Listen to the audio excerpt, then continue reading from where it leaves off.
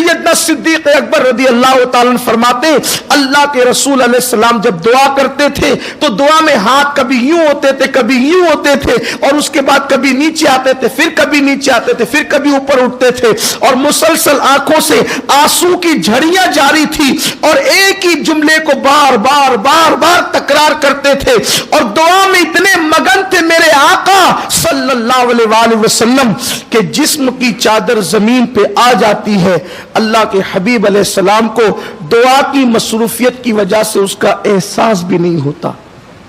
حضور علیہ السلام کے بدن سے چادر زمین پہ آ جاتی ہے اور اللہ کے حبیب علیہ السلام کو احساس بھی نہیں ہوتا۔ صدیق اکبر کہتے ہیں میں نے چادر اٹھائی سرکار کے جسم اقدس پہ ڈال دی اور عرض کی یا رسول اللہ، اللہ اپنے وعدے کو پورا فرمائے گا۔ دعا کا ایک طریقہ ہمیں یہ ملا کہ دعا میں انہماک کتنا ہو کہ ارد گرد کے ماحول سے ہم بے نیاز ہو جائیں۔ دعا کرتے وقت ہمارا چہرہ کس کو کیسا لگ رہا ہے اس کی فکر نکال دیں، ہمارے الفاظ کیا ہیں اس کی فکر نکال دیں۔ الفاظ سجا کر دعا مانگنے سے دعا قبول نہیں ہوتی، بلکہ دل کی گہرائیوں سے بے ساختہ جو جملے نکلتے ہیں وہ دعائیں قبول ہوتی۔ اور پھر دعا میں الفاظ کو بار بار تکرار کرنا یہ اللہ کو پسند ہے، ایک ہی جملے کو بار بار دہرانا۔ پھر اس کے بعد رونا، یہ دعا کے لوازمات ہے رونا، اور جس دعا میں رونا نہ ہو کم سے کم رکت جیسی صورت بن جائے، رکت جیسی کیفیت بن جائے، آنکھیں بند ہو جائے، آسمان کی طرف نگاہ نہ ہو، نگاہیں زمین کی طرف ہو، عاجزی کی انتہا کر دیں۔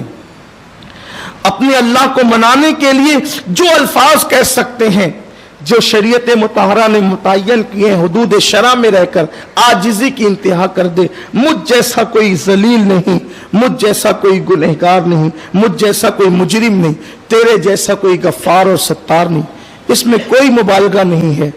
اور پھر جس کو خدا پر جتنا یقین ہوتا ہے اس کو دعا پر بھی اتنا یقین ہوتا ہے، اور دعا اس یقین سے مانگی جائے کہ اللہ قبول ہی کرے گا۔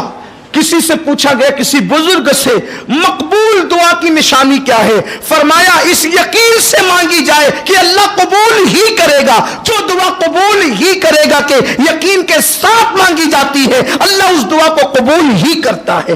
اس لیے کہ دعا کی قبولیت کے لیے نیک ہونا شرط نہیں ہے، دعا کی قبولیت کے لیے یقین کا ہونا شرط ہے۔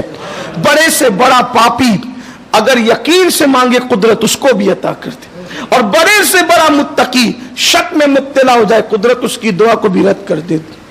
دعا کے لیے نیک ہونا شرط نہیں۔ کبھی لوگ مایوس ہو کے کہتے ہیں مولانا ہم کیا دعا کریں، ہم تو گنہگار ہیں۔ کیوں؟ خدا گنہگاروں کا رب نہیں ہے، اس کا وعدہ تو سب کے ساتھ یکساں ہے۔ ادعونی استجب لکم، مجھ سے مانگو میں تمہیں ضرور عطا کروں گا۔ مطلقاً اعلان ہے، جو مانگے، اللہ کا اعلان سب کے لیے۔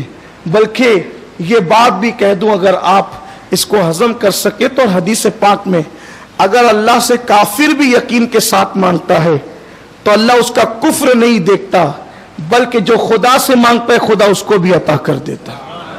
اس کی ایک نہیں ہزاروں مثالیں، کیونکہ اس کی رحمت سب کا، وہ رب العالمین ہے، وہ عالمین کا رب ہے۔ لیکن مسئلہ سب سے بڑا یہ ہے کہ ہم مانگتے نہیں۔